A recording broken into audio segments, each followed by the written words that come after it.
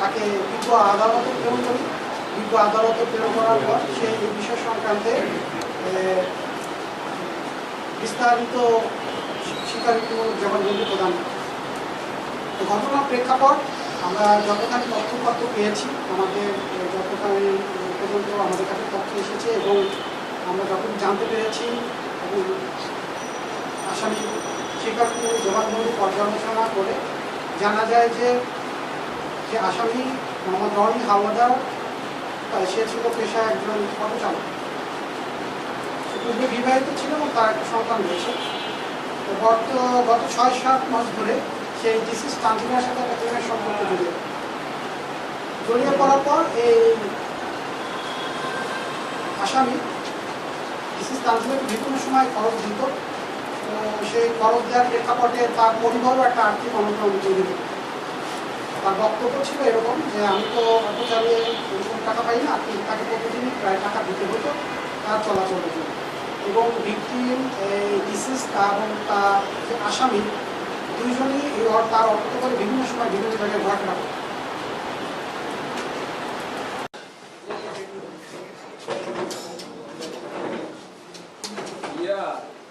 খালা বাসা থেকে বের হওয়ার পর থেকে তারা পরিবারের সাথে কোনো যোগাযোগ ছিল না, নিখোঁজ ছিল।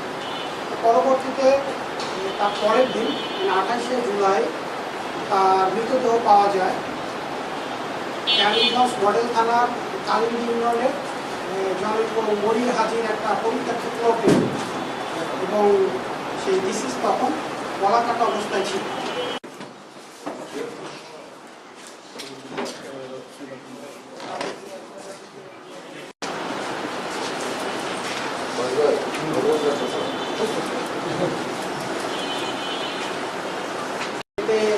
আমাদের পিবিআর যে তদন্তের মান এবং পিবিআর যে তদন্তের আন্তরিকতা, এদের প্রতি জনগণের আস্থা আরো বৃদ্ধি পাবে বলে আমরা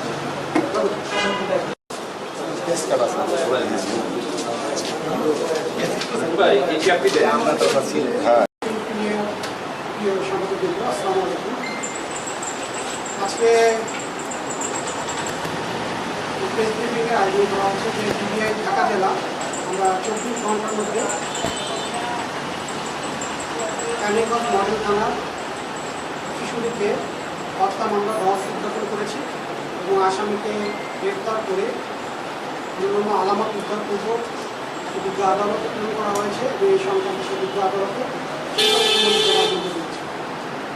ঘটনার প্রেক্ষাপট হচ্ছে গত 27 তারিখ দক্ষিণ কেরানীগঞ্জ এলাকার এই ডিসিসড মোসাম্মদ তানজিলা, যার বয়স 17, সে 27শে জুলাই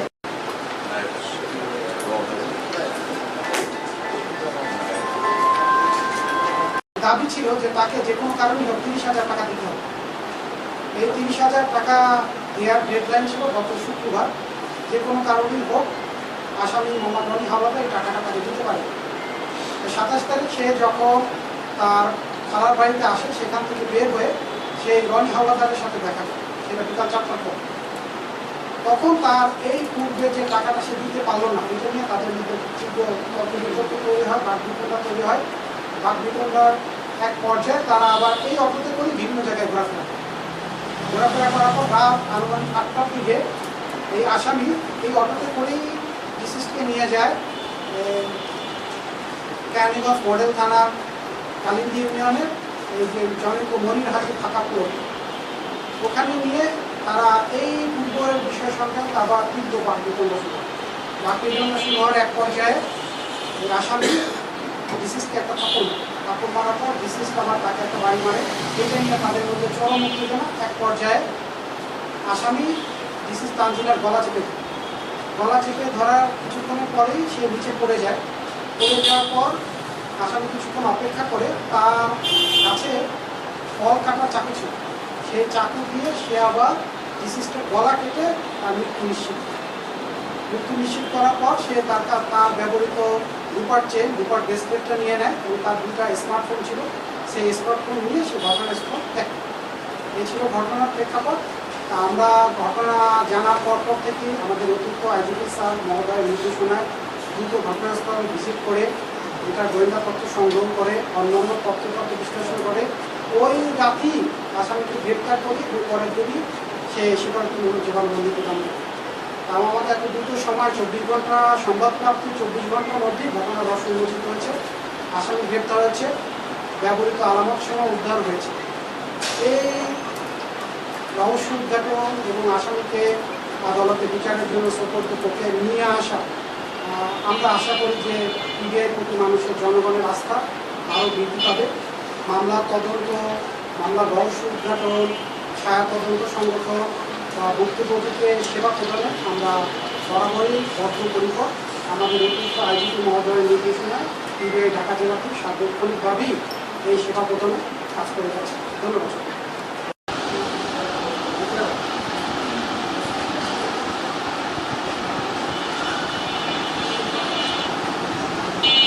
চলমান প্রক্রিয়া আমরা আরও যাচাই বাছাই করে দেখবো, কিন্তু আমরা যেটা আলামত হিসাবে পেয়েছি দুটো মোবাইল, সেটা তার কাছ থেকে আমরা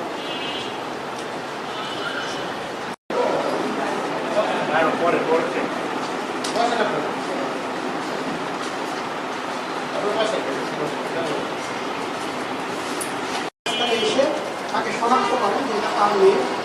এবং আমরা সংবাদ প্রাপ্তির সাথে সাথে ঢাকা জেলাতে তাৎক্ষণিকভাবেই আমাদের ক্রাইম সিন টিম ঘটনাস্থল পরিদর্শন করে এটা ছায়া তদন্ত আমরা শুরু করি।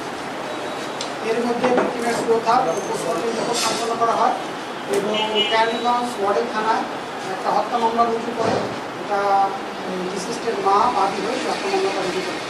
পরবর্তীতে হত্যা মামলাটা আমরা অধিগ্রহণ করি। প্রথম থেকে আমাদের এই ক্রাইম সিন টিম ওখানে যাওয়ার পর থেকেই ঘটনা বিষয়ে ছায়া তদন্ত শুরু করে। আমাদের অতিরিক্ত আইজিপি পিবিআই মহোদয় এটা সার্বিক তত্ত্বাবধান করেন এবং আমাদের দিক নির্দেশনা প্রদান করেন। স্যারের দিক নির্দেশনার পরিপ্রেক্ষিতে আমরা আরও একটা আমাদের টিম সেখানে প্রেরণ করি তথ্য প্রযুক্তির সহায়তা নেওয়ার জন্য। এবং এই যৌথ প্রচেষ্টায় আমরা পরবর্তীতে এই ঘটনার সাথে সংশ্লিষ্ট একজন সন্দেহভাজনকে শনাক্ত করতে সক্ষম হই। আমরা আপাততভাবে ধারণা করি যে সে এই ঘটনার বিষয়টা অবগত আছে। আমরা তদন্ত চলাকালীন ছায়া তদন্ত থেকে শুরু করে ক্রাইম সিন ভিজিট থেকে শুরু করে সমস্ত ঘটনার প্রেক্ষাপটই আমাদের টিম ওখানে অবস্থান করে গোয়েন্দা তথ্য এবং তথ্য প্রযুক্তির সহায়তা এবং অন্যান্য তথ্যের সহায়তা নিয়ে আমরা এই যাকে আমরা সন্দেহভাজন হিসেবে শনাক্ত করি তাকে গ্রেফতারের জন্য অভিযান পরিচালনা করি। যেহেতু এটা 28 তারিখ আমরা সংবাদ পেয়েছি 10টার দিকে 28শে জুলাই, এবং ঘটনার পরিপ্রেক্ষিতে আমরা 28শে জুলাই দিবাগত রাত অর্থাৎ 29 জুলাই রাতে রাতে 3:30-এর দিকে এই আসামি মোহাম্মদ রনি হাওলাদার বয়স 30 তাকে আমরা গ্রেপ্তার করতে সক্ষম হই। গ্রেপ্তার করার পর সে জিজ্ঞাসাবাদে এক পর্যায়ে এই ঘটনার সাথে সম্পৃক্ততার কথা স্বীকার করে এবং গ্রেপ্তার করা অবস্থায় তার কাছ থেকেই এই ডিসিস্টের ব্যবহৃত রূপার চেইন এবং রূপার ব্রেসলেট উদ্ধার করা। পরবর্তীতে তার শনাক্ত মতে তার বাসার ঘরের গদা থেকে এই ডিসিস্টের ব্যবহৃত দুটো মোবাইল ফোন উদ্ধার করা হয় এবং পরবর্তীতে ঘটনাস্থলের পাশ থেকে এই হত্যাকাণ্ডে ব্যবহৃত চাকু উদ্ধার করা হয়।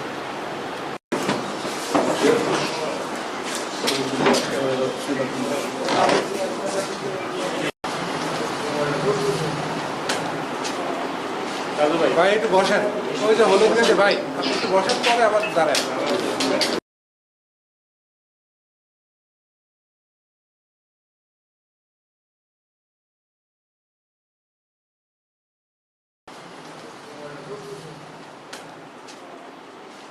ভাই একটু বসেন, ওই যে হলুদ গেছে ভাই, আপনি একটু বসেন, পরে আবার দাঁড়ান।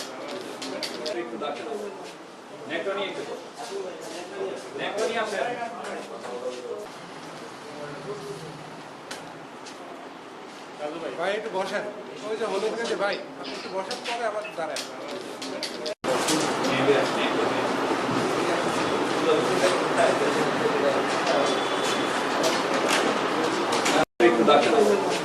নেক্টনি